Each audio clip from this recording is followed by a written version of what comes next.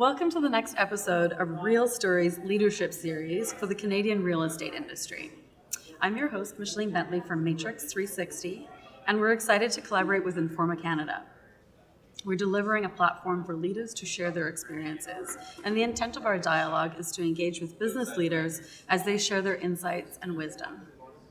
Before we commence, a little tidbit about us, Matrix360. We're an advisory platform that bridges the human experience with business innovation. It is a great privilege and honor that we partner with and advocate for people in our industry. Today we are at the Canadian Apartment Investment Conference, CAIC, and we're honored to be joined by Jaime McKenna, welcome, Chief Investment Officer, Minto Apartment REIT. So thank you again for joining us today. Thank you. To kick off the conversation, we're wondering if you could describe a moment that you've experienced in your career that you felt made a really positive impact on you. So I would say one of the most positive or outstanding moments in my career is I had this wonderful boss. She was a vice president at Bell. She had this great energy, and she used to use this term, "Will you take the hill with me?"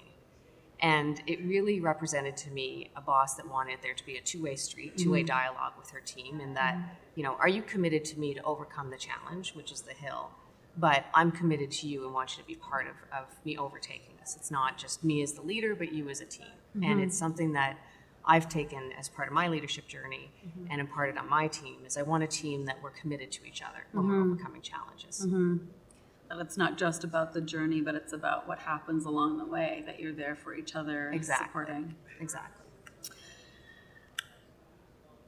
Can you think of a time when you had a sort of memorable, impactful lesson that you've kind of learned throughout this journey, perhaps somewhere on the hill?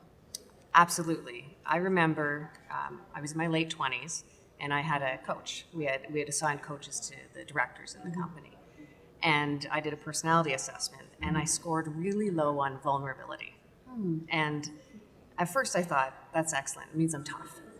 But then what I realized is that I wasn't showing any kind of vulnerability to my team, which meant I wasn't open to my team. And in the last over 10 years since I did that, it's been something I've focused on and want my team to be able to feel open with me, both professionally and personally, and it's changed my approach to how I manage my team. I do want them to see that things do impact me, whether you're restructuring and letting people go, exactly.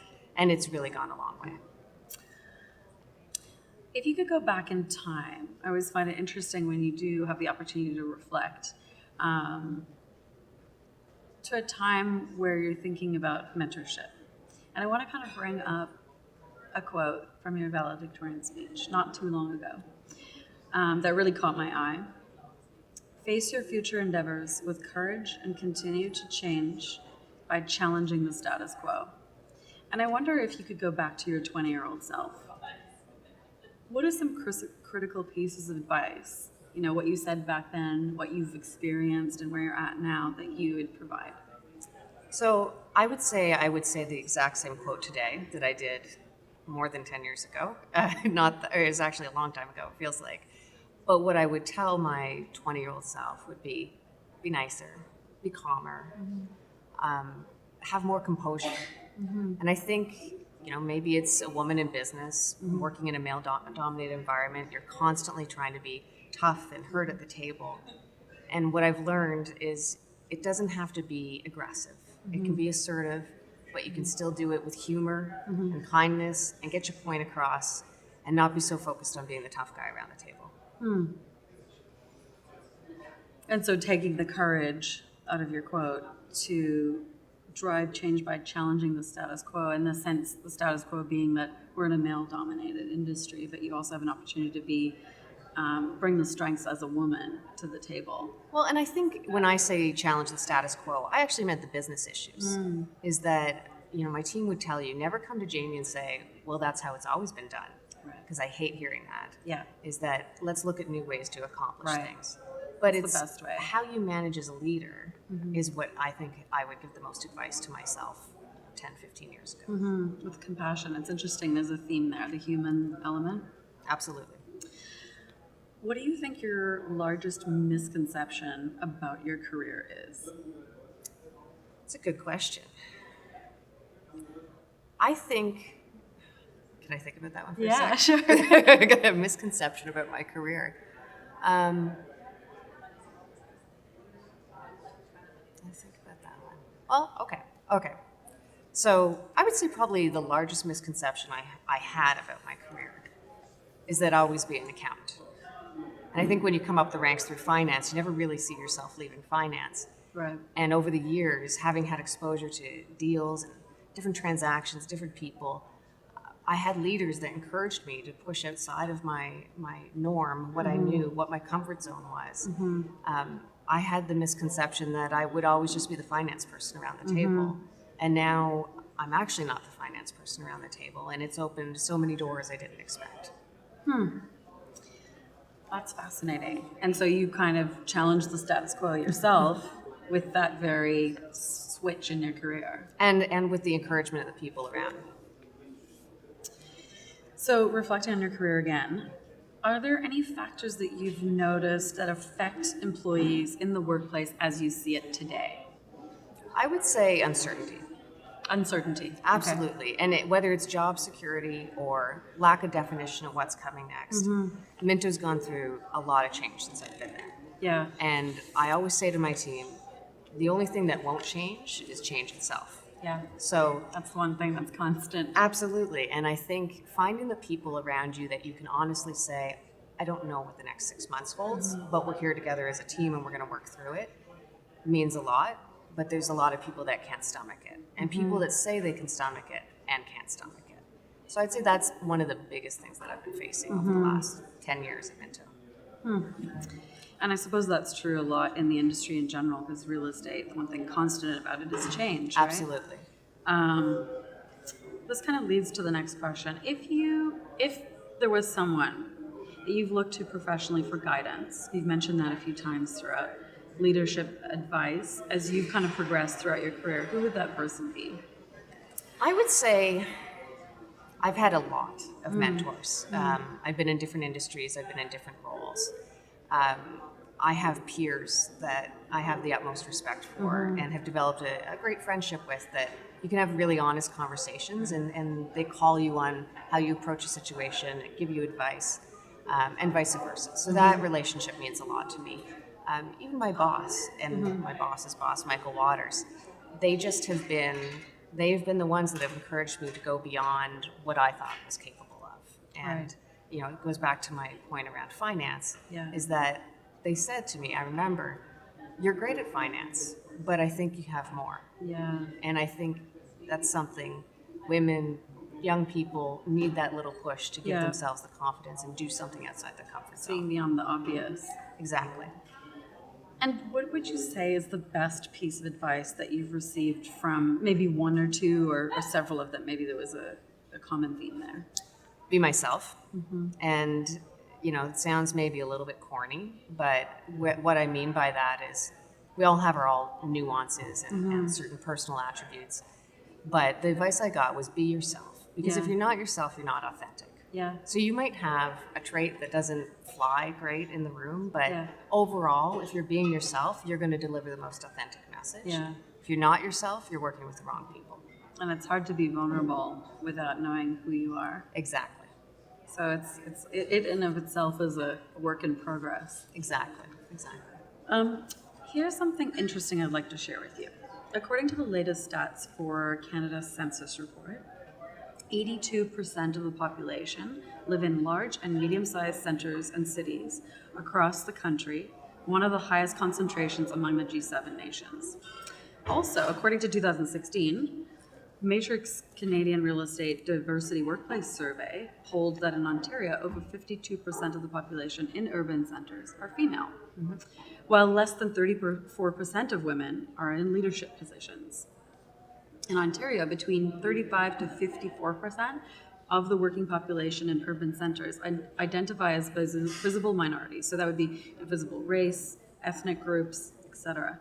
Yet less than 25% of them are in leadership positions. So considering this information, could you share with us what you think the industry are doing to acknowledge some of these factors within the Canadian workforce? For sure. I mean, it's no surprise that the Canadian real estate industry is not an overly diverse industry, whether it's gender, religious, sexual orientation. Yeah. It's just not something that is prevalent yet. But I can tell you in the 10 years I've worked in the industry, the conversation is being had, and it's being had more often and more prevalent than I've ever seen before.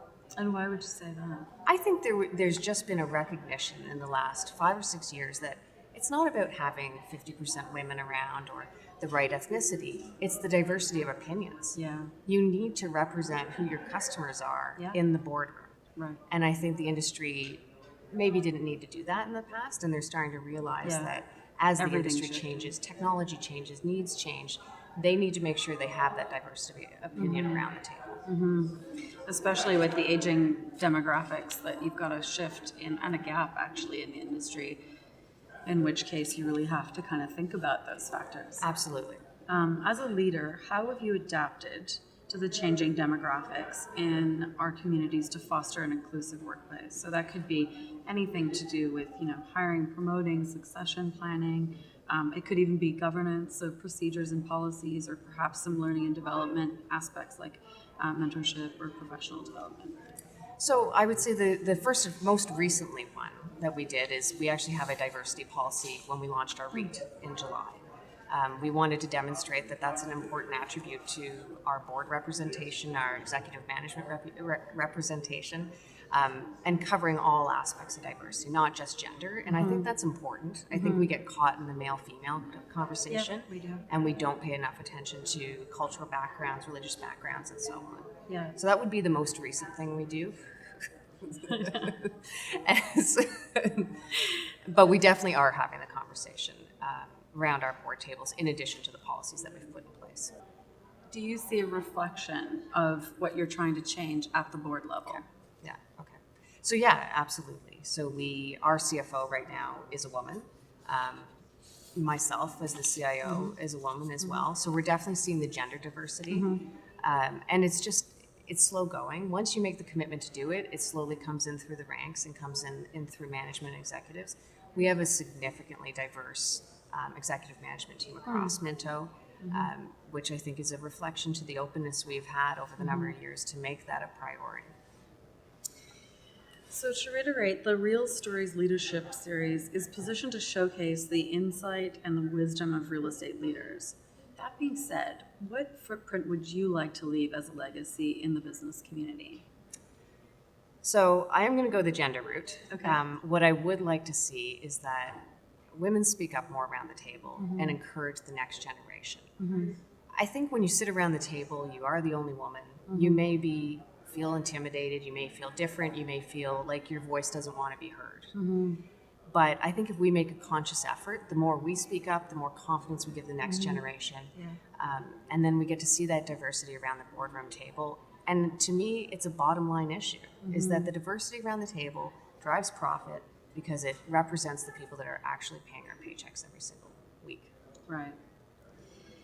So to conclude our conversation today, what is one word you would use to capture the essence of who you see yourself as a leader?